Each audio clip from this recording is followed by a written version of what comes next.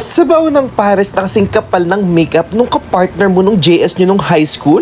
At napakadaming lechong kawali, mga 24 pieces. May beef mami din sila, nakaparehas ang sabaw sa pares, lugaw na may lechong kawali at koto Batangas. Pwede ka rin humingi ng sabaw refill kay kuya. Dito lang yan sa amin sa Peter and Lina Pares Mami House. Nasa Mabini Street lang siya sa right side bago mag-chapel. Hindi ka naaabot sa tulay, so tinginan nyo lang laging nasa kanan na part. So 24 hours sila in operation, and kahit anong oras pumunta ka dito, nako, sure ako laging may tao and customer sila.